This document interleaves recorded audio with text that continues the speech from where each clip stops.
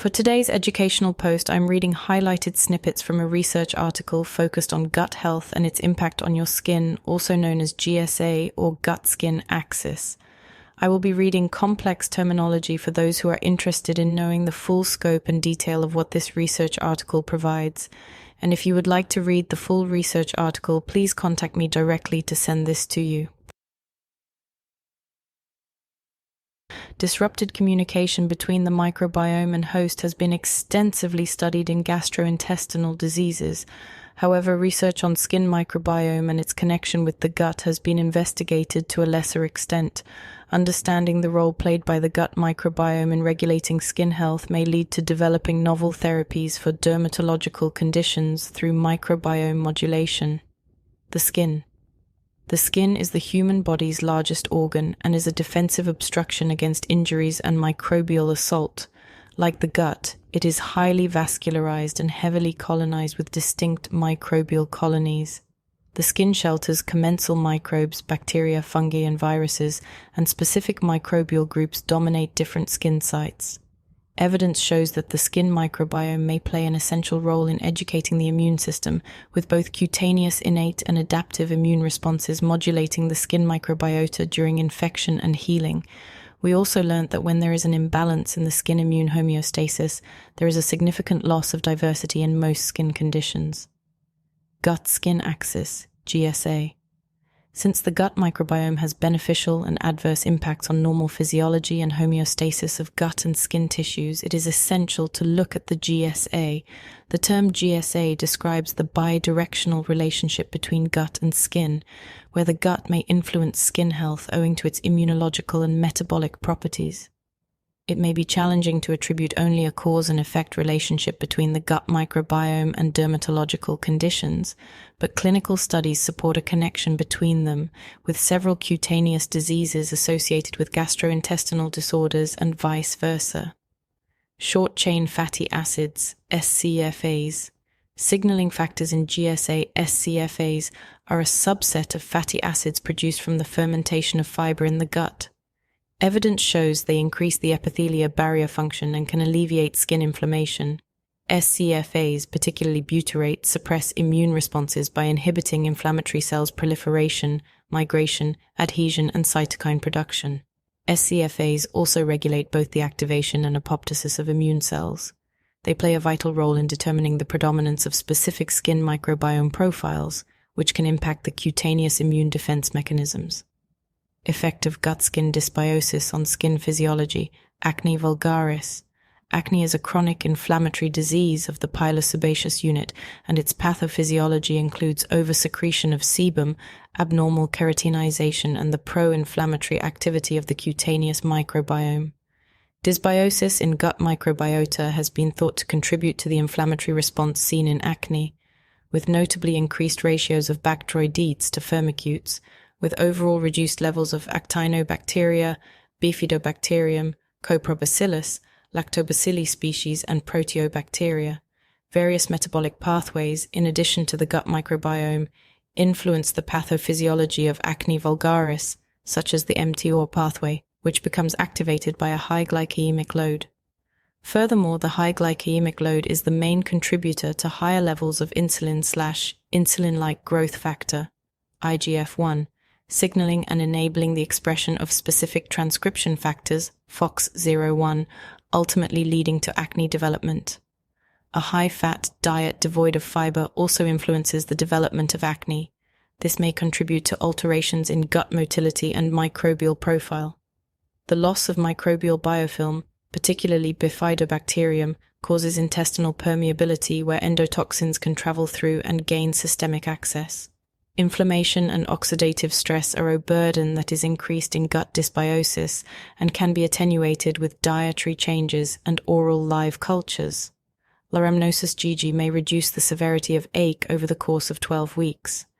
Bifidobacteria and lactobacillus species may improve glycemic load, inflammation, and the release of substance P from the intestinal tract and skin, and attenuate the stress response associated with acne.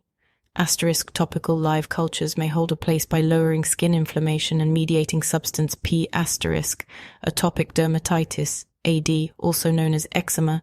AD is a chronic skin condition that starts in childhood and often persists in adulthood. Its pathophysiology is complex and is believed to be a combination of genetic, environmental, and immunological factors. However, evidence shows that the development of AD starts as early as infancy, and the dominant strain in AD is the Staph aureus strain.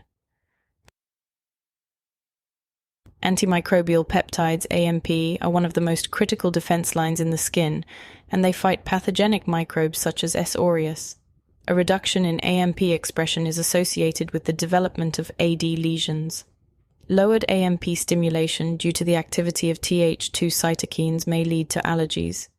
A combination of L. salivarius, LS01, and B. lactis, BR03, showed positive results. Leishmaniasis GG and B. animalis sub-ESP lactis, BB12, given to children in their late infancy, had a preventative effect on AD development. Leishmaniasis GG alone or in conjunction with Reuteri given to infants with AD and cow's milk allergy demonstrated a significant 56% reduction in severity. Topical live cultures. Live cultures, as we know, are live microorganisms, and the viability of live cultures is a prerequisite for certain benefits, such as the release of metabolites at the site of adhesion properties. However, some semi-active or non-replicative bacterial preparations may retain a similar activity to the live forms. Topically applied Vitriosilla filiformis extract exerts similar biological activity to the live cultures in the gut. These include regulating immunity by optimization of regulatory cell function, protecting against infection and helping the skin barrier function for better recovery and resistance. Used in vivo, the extract improved AD symptoms and severity. Psoriasis. Psoriasis is a chronic, immune-mediated inflammatory skin disease. Contributing factors include an overactive immune system, genetic predispositions, and environmental factors. In addition, like other skin conditions, skin and gut microbiota alterations have been reported in people living with psoriasis. Evidence suggests an abundance of firmicutes and lower levels of bacteroidetes and gut bacterium in psoriatic plaques compared to normal skin. Defects in firmicutes are associated with lower levels of SCFA production, which could account for the physiological basis of low-level inflammation of depression. Similarities in the gut microbiome of psoriasis patients were seen with those with inflammatory bowel disease, IBD, with a significant increase in Salmonella, E. coli, and Mycobacterium. There were also underrepresented amounts of Lactobacilli and Bifidobacterium spp. Oral live cultures have had a positive influence with a decrease in plasma C-reactive protein and pro-inflammatory cytokines, TNF, alpha, and IL-6. Leishmaniasis GG, L. pentosus, GMNL77, and B. infantis, amongst other strains, show positive results. L. paracasi, CNCM 12116, ST11, improved skin barrier function recovery and decreased signs of reactive skin inflammation. Approaching each dermatological condition will differ based on the individual's clinical history. However, lowering the immune response and modulating the gut microbiome through diet, lifestyle, and oral live cultures can have a significant impact. Modifying the firmicutes-bacterioidetes ratio may help improve an impaired gut epithelial barrier. Minimizing small intestinal bacterial overgrowth, SIBO, can help. Fecal transplant procedure has shown positive results in many skin-related disorders. Supporting the GSA should be considered an integral part of the much more extensive network, the gut-brain-skin axis. Topical live cultures could serve as potential adjunctive management of the skin microbiome. Need more health advice? At Freud Wellness, nutritional and lifestyle coaching and support services are offered at the clinic as well as online. And on that note, we are wrapping up today's short educational podcast. Please remember to subscribe to this podcast and leave a 5-star review. This will help support getting these podcasts out there. It encourages more people getting into the know about their health and wellness. Growing this community is a major goal of mine, and I would greatly appreciate your support. I am your host, Freudenberg, a holistic health specialist and educator, empowering your mind, and body through